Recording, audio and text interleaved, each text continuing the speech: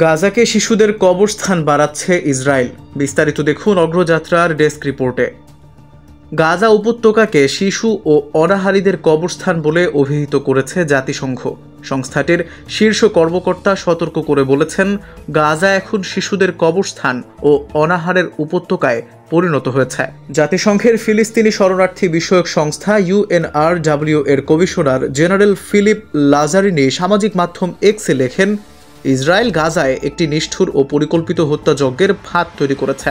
তিনি আরও লেখেন, গাজার মানুষ এখন এমন অবস্থায় পৌঁছেছে যেখানে তাদের সামনে বেছে নেয়ার মতো মাত্র দুটি পথ রয়েছে: ক্ষুধায় মারা যাওয়া অথবা গুলিতে প্রাণ হারানো। এদিকে জাতিসংঘের মানবাধিকার বিষয়ক হাই কমিশনার দফতর বলছে, মে মাস থেকে গাজায় এখন পর্যন্ত খাদ্য সহায়তা কেন্দ্রেই নিহত হয়েছেন অন্তত 800 জন। শুক্রবার সুইজারল্যান্ডে এক ব্রিফিংয়ে সংস্থাটির মুখপাত্র রাভিনা শামদাসানি বলেন, 27 মে থেকে 7 জুলাই পর্যন্ত 798 জনকে হত্যার খবর পাওয়া গেছে। এর মধ্যে 615 জনকে হত্যা করা হয়েছে GHF এর ত্রাণগুলোর আশেপাশে, আর 183 জনকে হত্যা করা হয়েছে ত্রাণ নিতে যাওয়ার পথে।